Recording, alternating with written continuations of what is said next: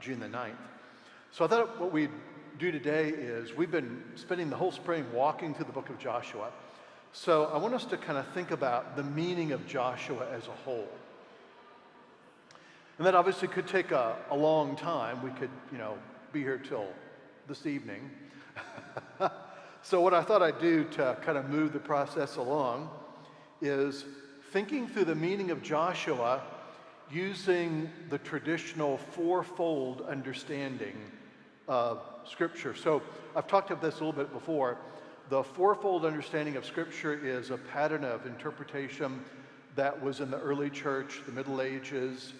Protestants kind of lost it in the 16th century and have started to come back to it in the latter part of the 20th century and the early part of the 21st century. But basically the idea is this, that Scripture can be read simultaneously at four different, though mutually supplementary levels. So one level is the historical sense, which is kind of like what the text says.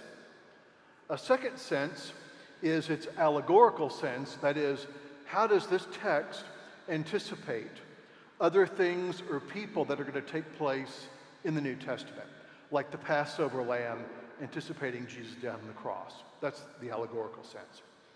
Then there's the moral sense. It is, what direction does this text give us for our moral lives as Christians?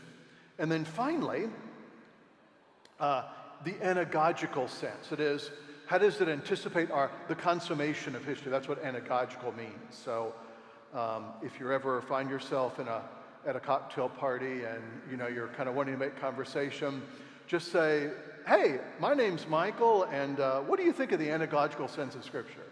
So that'll get things moving. So let's take a look at those four senses in terms of how they apply to the book of Joshua. We'll start with the historical sense, which is always the most important.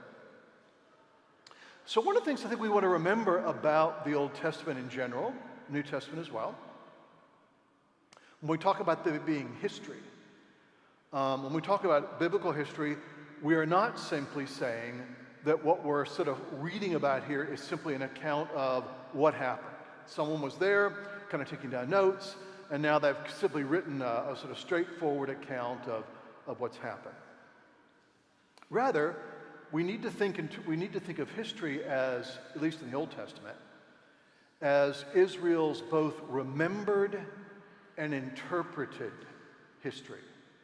And I think some might argue, right, there really is no history writing without interpretation. So we have not just simply what happened, this happened, and so did this, and so said that, and then we moved on. But rather, we have history as it's remembered and also as it's interpreted. And I think that's really important. So how does that apply to the book of Joshua? Well, at one level, right, one of the things that's certainly going on in the book of Joshua in terms of his historical meaning is we're being told that the original promise to Abraham is coming to fulfillment. Remember what that promise was? Many descendants, and that's largely happened. Then there was the promise of land, and that's taking place right now. So one of the things the book of Joshua is trying to do, right, is it's trying to help us to see how God's original promise to Abraham is actually being fulfilled.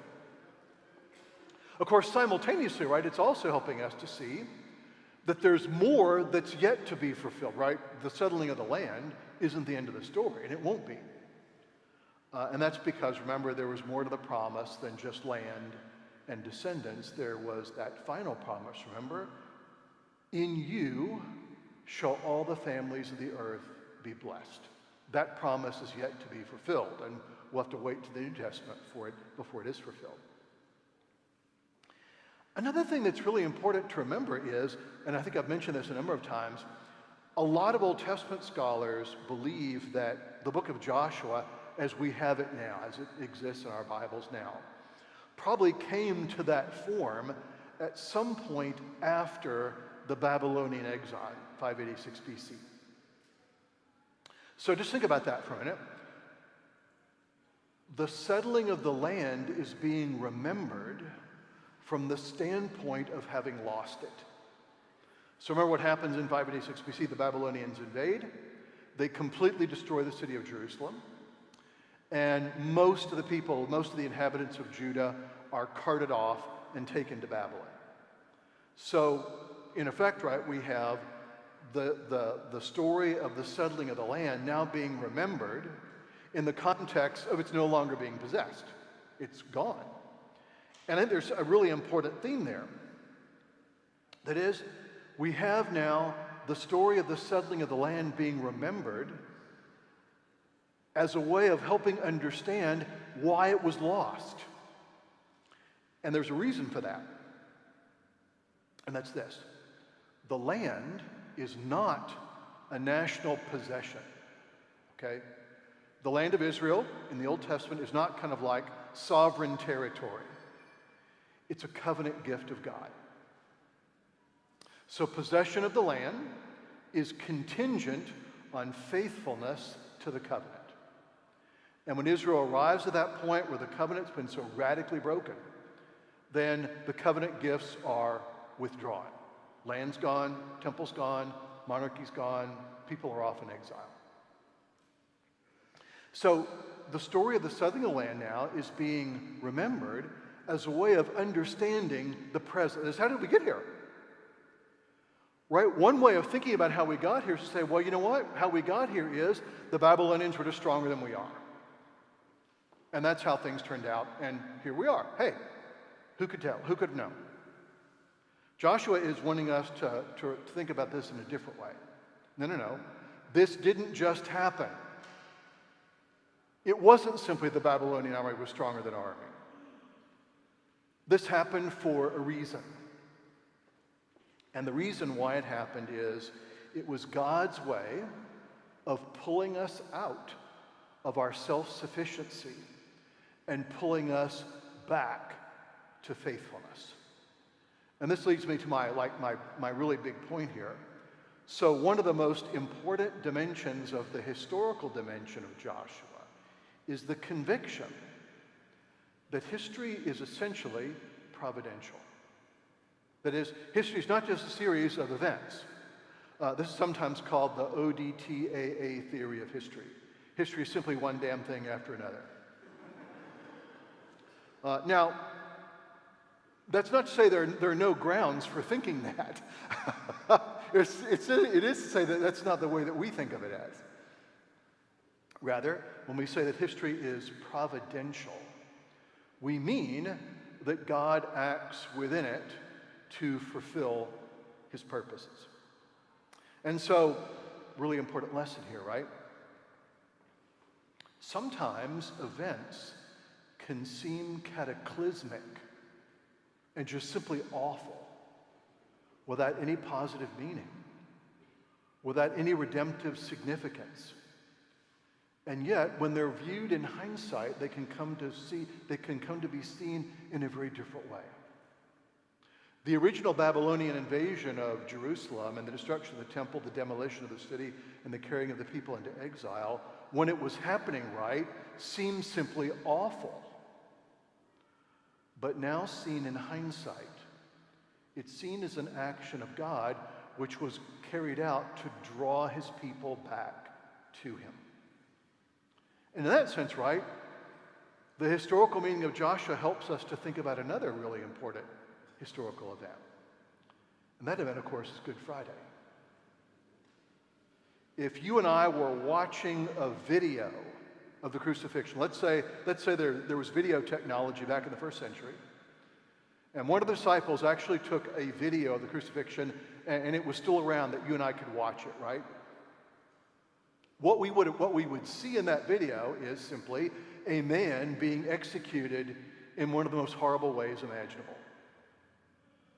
As we watch that video, right, we would not be watching, in any way that we could tell, the redemption of the world, right? We would not look at Jesus slowly dying on the cross and saying, yes, the world is being redeemed. This is great. That's not what we would see. We only know that after the fact, after the resurrection.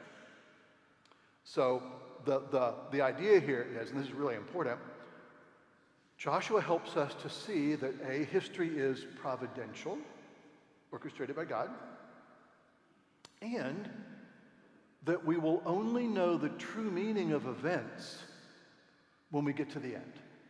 That is, there's a very real sense, right? So long as history is going on and so long as we're in it, we actually don't have a full knowledge or the full ability to understand exactly what's going on. There's only one mind that knows that, and that's the mind of God. So that's where faith comes in. So that's the historical sense of Joshua. Let's try the allegorical sense. It is a sense in which Joshua anticipates events or people in the New Testament.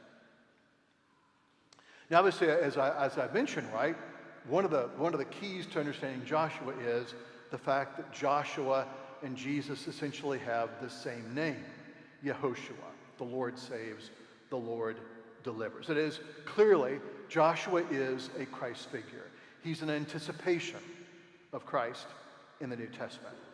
And we can kind of see this in a number of ways. I'll just highlight two here.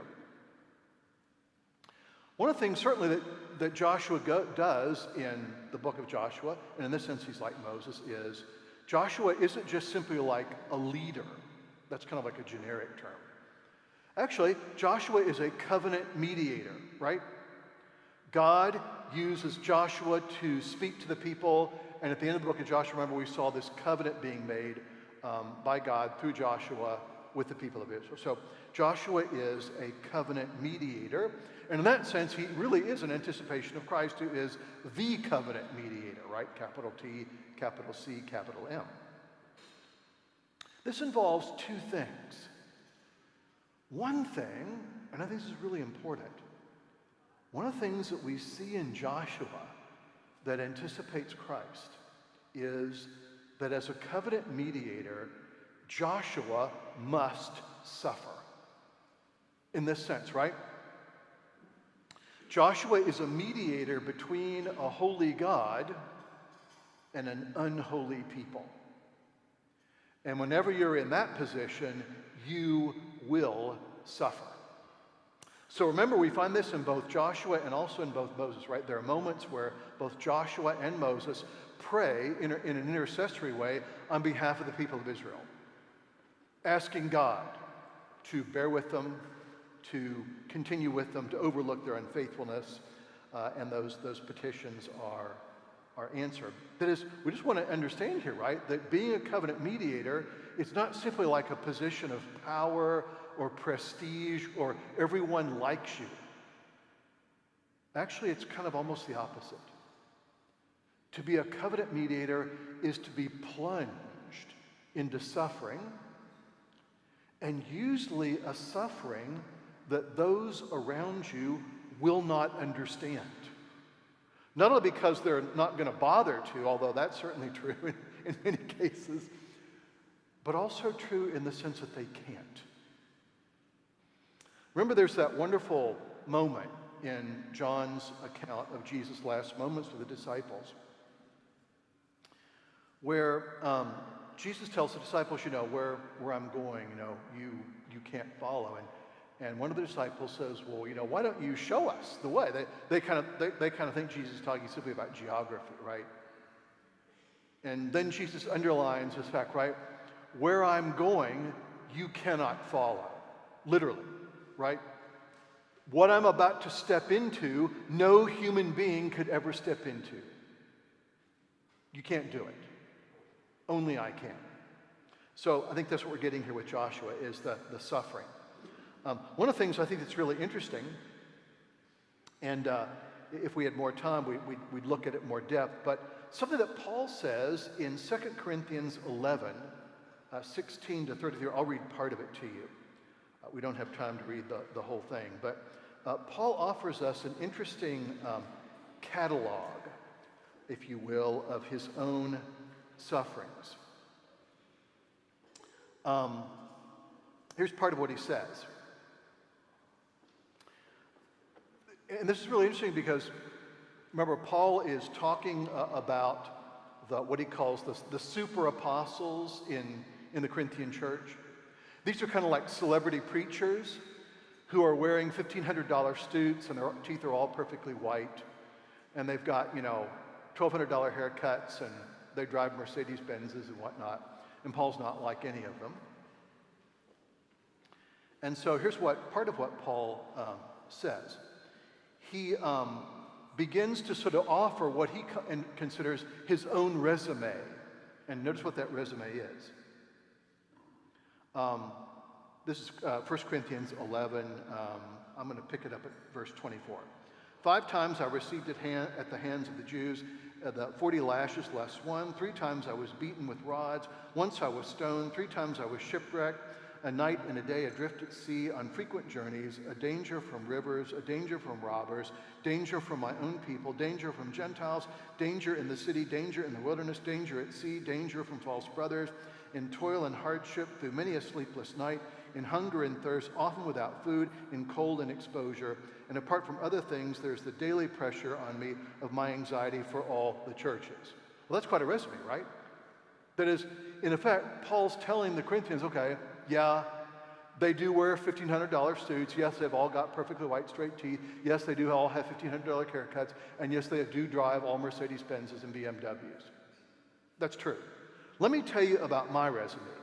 Let me tell you about the times that I was imprisoned, that I was beaten by civil officials, that I was thrown out of synagogues, that I was shipwrecked, that I went hungry, that I worked with my hands, that I stayed up all night praying with people, and on top of that, worrying about all the churches that I've established. There's my resume. Suffering.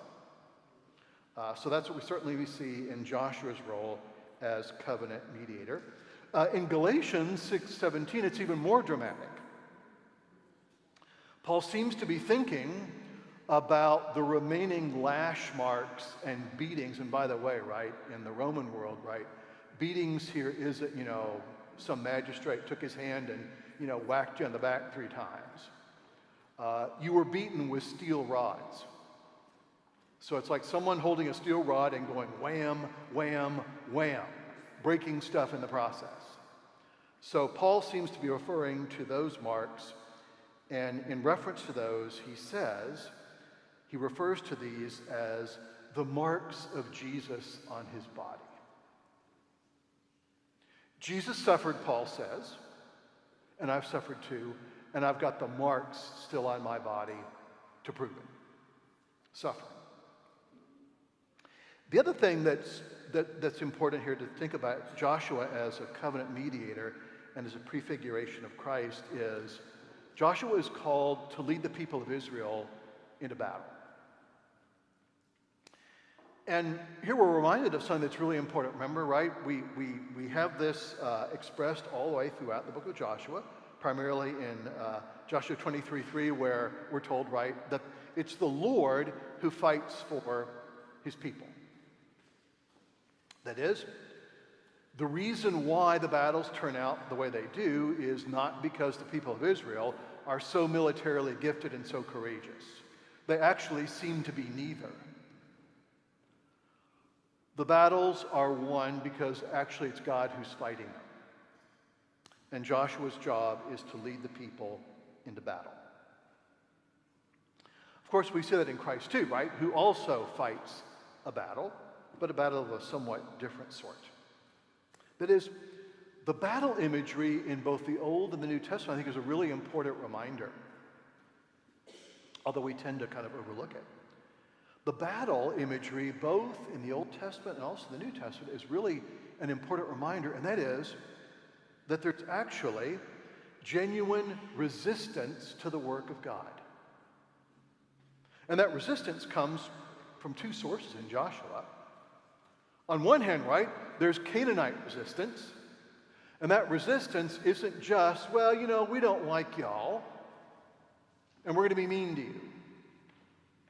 Now remember, it's lethal resistance, okay? These are Canaanite city-states with large, paid professional armies with the latest military technology who are attacking. That's one level of battle, one level of resistance. But of course, there's a deeper level of resistance going on too that we discover in Joshua. And that's the resistance of God's own people who don't really trust him, who don't trust Joshua, who are more than inclined to complain at any moment, and who almost seem to be like, have to be dragged, kicking and screaming into the new land.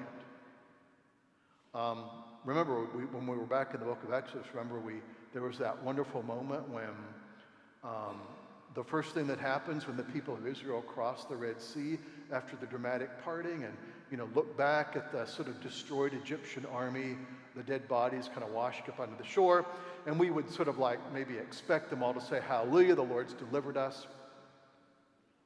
And remember, the first thing that happens is not hallelujah, the Lord's delivered us. The first thing that they say, they begin to complain there's nothing to eat out in the wilderness. So there's that level of resistance as well. And the odd thing, right, is, and this is really important to get this, Joshua helps us to see it, right, that literally, right, that the human resistance, whether it's the Canaanites or the Israelites, the human resistance to God makes no sense whatsoever at two different levels. Level number one, God's work is to bless and redeem his creation. Therefore, right, to resist that is nothing less than self-destruction. Okay? To resist the work of God, or to try to think you can, is nothing less than self-destruction. Okay? It's almost like, the person who's got, I don't know, maybe they've got like, acute appendicitis, the appendix is about to explode, they're being taken to the operating room, and they're, the guy's saying, no surgeon is going to touch me, I'm going to get through this on my own. Well, you may get through this on your own, but it'll be the last thing that you ever do. It is the human sort of resistance to the work of God literally is an act of self-destruction. So that makes no sense at that level. It also, of course, makes no sense at a deeper level as well. And that is that the deeper level is that in the end, of course, that God's work can't be resisted. No one is going to stop God from redeeming his creation. Okay? It's not going to happen. You are either going to be part of the new creation or you're going to be swept away. That's sort of like your choice, right? But you're not going to somehow, block God from doing that. So that's a sense in which we can sort of think about Joshua as an allegory. It's an allegory of the work of Christ, both in suffering, but also in victory as well. Now let's think about the moral sense for a minute. This is a really important sense, and by moral here I mean something moral in like the larger sense, not just like this is what you should do in this situation or don't do this in that situation, but moral in the larger sense. I think that Joshua helps us in that, once again, in two ways, two really important ways that I'll mention. First, to go back to our battle imagery, right? We learn that the settling of the land is a constant battle. Not only are the people of Israel battling Canaanites, they're also battling themselves. And I think there's a really important lesson there for us, and that's this. Joshua's helping us to see something that we often overlook, maybe because we want to, but we need to be reminded of it. Joshua's helping us to see that the Christian life is a constant struggle. And the struggle won't end until the day that you die. Struggle is not unusual, it's the norm. And I think one of our problems, especially in the church in America, is we've almost like reversed that. In our minds, right, we somehow think that the lack of struggle should be the norm, and struggle should be the thing that happens only occasionally. Whereas Joshua is helping us to see the truth. It is, no. The Christian life is a continuous struggle. And that struggle, right, suggests something. The struggle suggests our need for God. The struggle suggests our need for God. This is one of the problems with what sometimes has been called the kind of like the prosperity gospel. Is the prosperity gospel kind of presents this view of God as sort of like a cosmic slot machine. You put the right coins in, you push the right levers, and bingo, good stuff starts pouring out into your lap, and then you're fine. Obviously, all that's wrong. Joshua's helping us to see the fact that that's the case. And of course, we want to remember, right? Struggle here, right, is both internal and external. On one hand, right, we have to struggle against things outside of us. There's, of course, right, from 1 John, the world, the flesh, and the devil. All those things are things we're battling against. So there are external enemies. There's Satan, there's the kind of culture that we lived in, there's all kinds of stuff out there. But of course, and hopefully this doesn't come as a shock to anybody, you and I are not completely innocent in this struggle. Okay? It's not like we were all like perfectly good people and we simply are, gosh, I was just standing there minding my own business, living a perfect good life, and then these bad things started to happen. No, it's more complex than that. We also have to struggle with things that are going on inside us. That is, one of the things that Joshua is helping us to see, and I think is really important, is the moral life isn't just simply a matter of knowing sort of like the right thing to do in a situation. But ultimately, it's a matter of character. Or to put it in a slightly different way, a slightly more traditional way, the moral life is a matter of the quality of your soul. Corrupt souls don't yield good lives. Sick trees don't bear good fruit. That's the way it works. So, at the center of the moral life isn't just simply, knowing, 5 moral truths about how to live happily ever after or something like that. At the center of the moral life, there's the health of the soul. That's at the center of it, and that's crucially important. A second thing we learn, I think, about the moral life is this. We learn, and we can see this in the people of Israel, right, that the moments where the people of Israel appear to be most afraid are those moments where they lack faith. To the degree, right, that you could, I think, simply say it's kind of like a principle, right? Fear is the opposite of faith. And the lack of faith inevitably induces some sort of fear. That is, as the people of Israel come into the land, and they see the professional armies, the latest military equipment, and all that kind of stuff, the walled cities, the impressive Canaanite, civilization and culture, they simply feel overwhelmed. And in doing that, right, they're missing something hugely important. It's not that they're seeing the world incorrectly, right? No, the Canaanites really do have impressive armies, and they do have impressive cities, and they do have an impressive culture. All that's true. But to the extent that you're overwhelmed with fear, you're missing something, right? Because there's something else about your situation that's true that you've decided to shut out.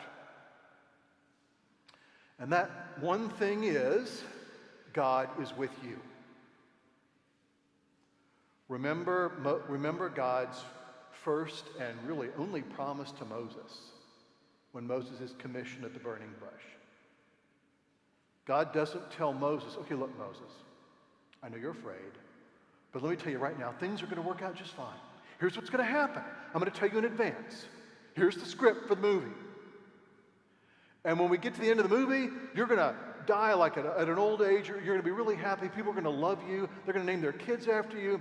There's going to be like schools that are going to be named after you, and there's going to be like a Moses Award, and things are going to be great. So just go with it. God makes only really one promise to Moses, and it's the most important promise of all. It's a promise that's spoken in one sentence. I will be with you. I will be with you. That is, the idea here that one of the things that we're really getting in Joshua is another essential thing about the moral life, in addition to a soul that's being purified, is faith understood as confidence or trust in God, and what the lack of that can mean. And once again, remember, right? The trust here isn't just simply, trust God to sort of do this or that. Rather, they're asked to entrust God with their lives and also with their future. Final sense, the anagogical sense, that is the sense of looking ahead to the future and its consummation. This is this topic that you're going to raise at your next cocktail party about what the fellow partygoers think about the anagogical sense of Scripture. Joshua also helps us to sort of think about the consummation of history and what that's going to look like.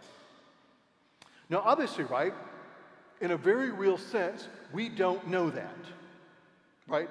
The consummation of history is not like simply a movie that's kind of waiting to be made and we'll get to see it at some point. We don't have the capacity to imagine it. And that's simply because, right, we live within history, we don't transcend it. But we get images of what the consummation of history is going to look like, and Joshua, I think, helps us with some of those images. So let's think about one of them. Remember, there's that sequence of cities which are defeated, Jericho and Ai, and then there's several cities. Remember where the cities are defeated and the kings of those cities are killed and then hung on a tree. And I mentioned that passage from Galatians, cursed is everyone who hangs on a tree. That is, one of the things we're getting there is in the image of these Canaanite kings being defeated and then hung on a tree is an image of the defeat of the powers that corrupt and corrode God's good creation. In the image of those Canaanite kings who on the surface appear so powerful and so prestigious and so invincible, we're given an image of their ultimate downfall. So let me read to you, this is actually a wonderful passage from Colossians. I think the way that Paul puts this is really great. It's one of his actually one of his primary images to think about the cross, and I think it's really a really powerful image. This is Colossians 2, verses 13 to 15. And you who were dead in your trespasses and the uncircumcision of your flesh, God made alive with him, having forgiven all our trespasses, by canceling the record of debt that stood against us with its legal demands. This he set aside, nailing it to the cross. He disarmed the rulers and authorities and put them to open shame by triumphing over them in him on the cross. That's what Paul's saying here. Paul's saying, once again, to go back to my image, right, about the video of the crucifixion, right, once again, if we saw a video of Jesus being crucified, all we would see would be someone dying an awful death. That'd be it. Paul's saying, no, beneath the surface of all that, something else is going on. Two things are going on that are really important, that are like hyper counterintuitive, and they're these. Thing number one, it's not Jesus who's being destroyed or disabled on the cross. It's our sin. It's not really Jesus who's being defeated or overthrown on the cross. It's human sin. Thing number two, it's not Jesus who's being defeated or overthrown on the cross. It's the powers that have tried to corrupt and destroy God's creation. They're the things that have been overthrown. That is, Paul's inviting us to see the world in a really different way. And that's this. This is really important in Paul's day. It's equally important in our own. Yes, it seems, right, that there are a lot of really strong and impressive powers out there that are kind of working to sort of destroy God's creation and retard the progress of the gospel. That's true, right? And you know, that can be seen every day. But here's the thing we have to remember, right? As strong as those powers may seem, they have already been defeated. Their power has already been taken away. They are obstacles, at least that's the way we see them, but they're not ultimate obstacles because their time is just about up. As a matter of fact, the clock is ticking.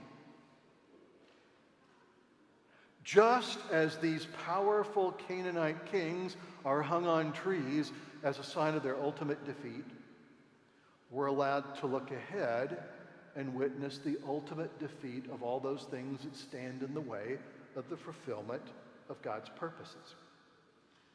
Now, one of the ways we can see this, and this is going to be the book of Revelation in 2 minutes.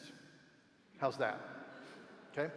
So, think about, there's an interesting, important sequence in the book of Revelation that we just want to notice, and, you know, it's so obvious that, unfortunately, it's been like, a lot of folks have like overlooked it. So one of my jobs, one of the things that I found constantly in life is one of my jobs is like to point out the obvious and then have people think it's like a brilliant revelation. It's like, you know, it's not a role I'm unhappy to play, right? But anyway, we all have our own role to play. So we have to kind of recognize, right, sequence of events. Revelation 18, the final battle, right?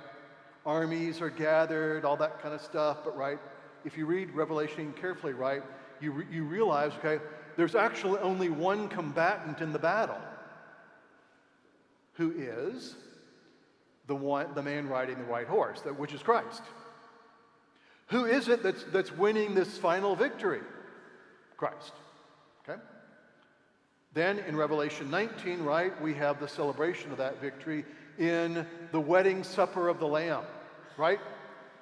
With the bride of the Lamb being presented to him, dressed in fine linen, white and pure.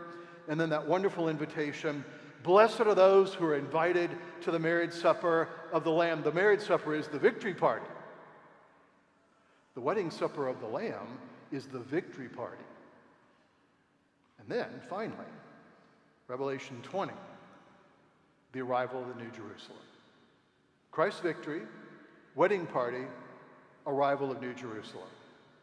Joshua is sort of helping us to sort of glimpse that and that kind of sequence of events. Well, that's Revelation in 2 minutes.